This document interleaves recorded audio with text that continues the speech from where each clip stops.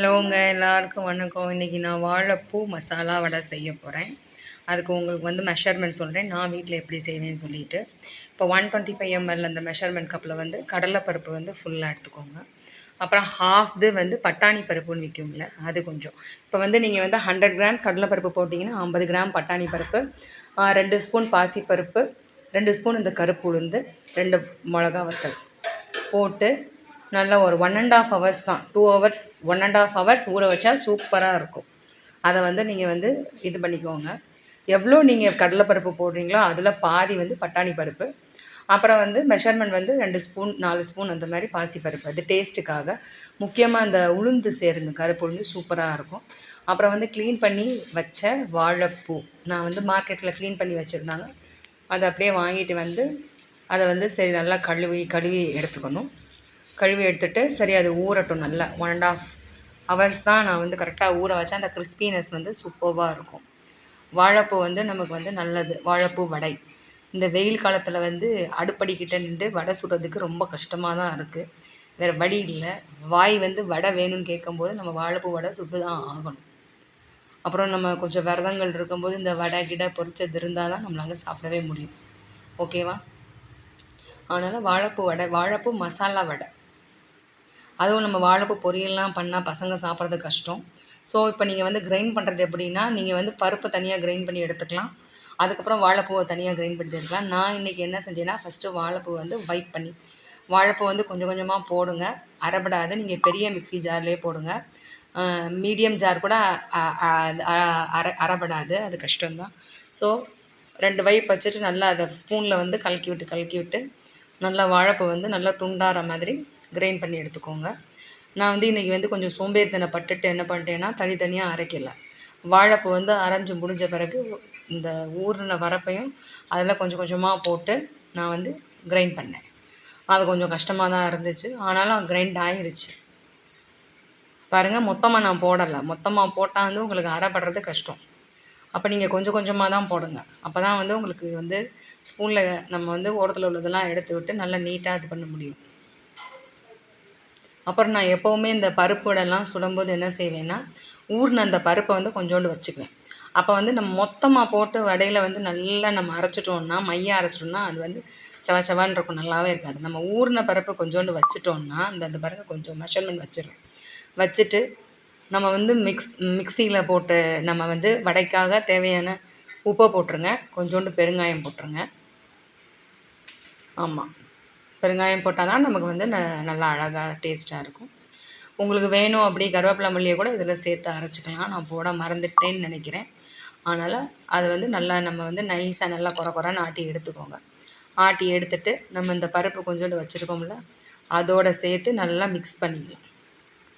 வாழைப்பூவையும் இந்த பருப்பையும் சேர்த்து நல்லா மிக்ஸ் பண்ணி, வெங்காயம் கொஞ்சம், நீங்கள் வந்து வெங்காயம் வந்து சின்ன வெங்காயம் தான் மேக்ஸிமம் யூஸ் பண்ணுங்கள்.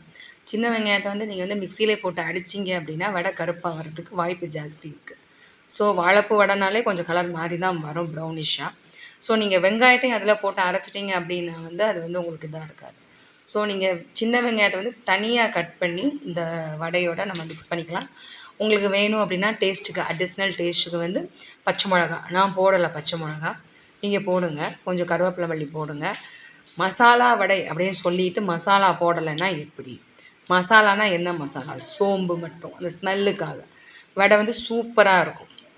சோம்பு போட்டிங்க அப்படின்னா கொஞ்சோண்டு ஒரு சோம்பு, ஒரு 5 கிராம் அளவுக்கு சோம்பு போடுங்க. இப்போ வந்து பெருசாக ஃபேமிலி வந்து பெரிய அந்த கிராண்ட் ஃபேமிலிலாம் இல்லை, ஜாயின்ட் ஃபேமிலியெல்லாம் நியூக்ளியர் ஃபேமிலி தான். ஸோ கொஞ்சம் இந்த வடை மாவே வந்து எனக்கு மீந்து போயிடும். நான் பாதி மட்டும் வடை சுட்டுட்டு கொஞ்சோண்டு ஃப்ரிட்ஜில் வச்சுருவேன். வச்சுட்டா மறுநாள் காலையில் எழுந்திரிச்சு இவர் வாக்கிங் போயிட்டு வந்தோடனே வடை சுட்டு டீ போட்டு கொடுத்துருவேன். வெளியில் வாங்க மாட்டேன்.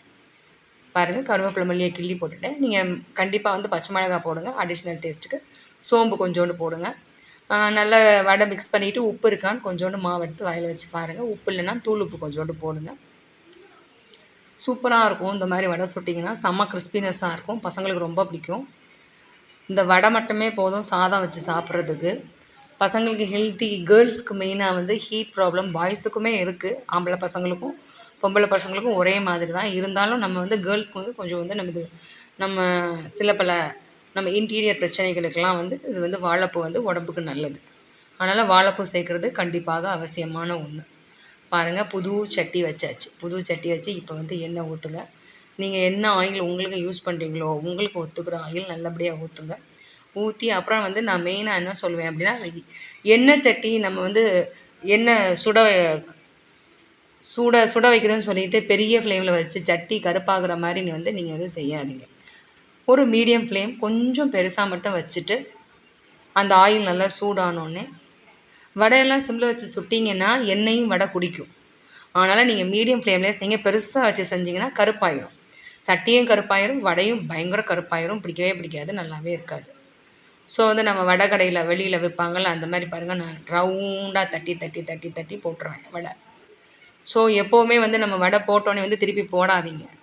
எந்த பதார்த்தமாக இருந்தாலுமே நம்ம போட்டோன்னே சும்மா அடிக்கடி கிண்டுறது, டக்கு டக்குன்னு திருப்பி திருப்பி போட்டு நம்ம ஃப்ரை பண்ணோன்னா அது டேஸ்ட்டாகவே இருக்காது. பாருங்கள், நல்லா பொரியுதா? அது பொரிஞ்சு வந்து அடியில் ப்ரௌனிஷ் ஆகி மேலேயும் கொஞ்சம் கலர் மாறிடும்.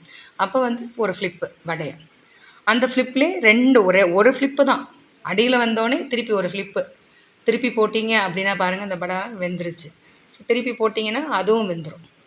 திரும்பவே மாட்டேங்குது பாருங்கள். வடை ரொம்ப என்னோட சண்டை போடுது, பிடிக்கலை போல். நானும் ரொம்ப கஷ்டப்பட்டு திருப்பிடலான்னு பார்க்குறேன், திரும்பவே இல்லை அந்த வடை. கடைசியில் ஒரு வழியாக திருப்பி ஆயிடுச்சு. பாருங்கள், நல்லா கோல்டன் ப்ரௌன்லாம் வராது, மெரூன் ப்ரௌன் தான் வரும். குலோப்ஜான் கலர் இருக்குல்ல, அதுதான் வாழைப்பூ வடை, அந்த மாதிரி தான் இருக்கும். ஸோ இந்த வடை நான் சுட்டு வைக்கும்போதே என் பொண்ணுங்க வந்து விடவே மாட்டாங்க. சுட்டு வைக்கிறதுல பாதி தீந்துடும். அதுக்கப்புறமேட்டு இந்த வடையை சாப்பிட்டுட்டாங்க, 2 டம்ளர் தண்ணி குடிச்சிட்டாங்கன்னா அவ்வளோதான், முடிஞ்சு போச்சு. சாதம் கொஞ்சம் தான் சாப்பிடுவாங்க. மேக்ஸிமம் வந்து நான் வந்து வீட்டிலே தான். இன்னொரு நாளைக்கு உங்களுக்கு வந்து ஒரு கார வடை நம்ம எப்படி செய்கிறதுங்கிறத வந்து நான் சொல்கிறேன். அதுக்கு நமக்கு இட்லி மாவே போதுமான ஒன்று. ஃப்ரெண்ட்ஸ், கண்டிப்பாக வீட்டில் ட்ரை பண்ணுங்கள். நம்ம வீட்டில் செய்கிறது ரொம்ப நல்லது. வாழைப்பூ யூஸ் பண்ணுங்கள். ரொம்ப சிரமப்படுறோன்னு நினைக்காதீங்க. கொஞ்சம் சிரமப்பட்டால் நமக்கு சூப்பரான கிறிஸ்பியான பாருங்கள், நான் வச்சுருக்கேன்ல அந்த பருப்புலாம் பாருங்கள், நல்லா ரோஸ்டடாக வெந்திருக்கும். நம்ம அந்த கருப்பு உளுந்து போடுறனாலே நமக்கு டேஸ்ட்டு சூப்பராக இருக்கும். நீங்கள் வந்து கருப்பு உளுந்து இப்போ கொஞ்சம் சேர்க்க ஆரம்பிங்க, நல்லாயிருக்கும்.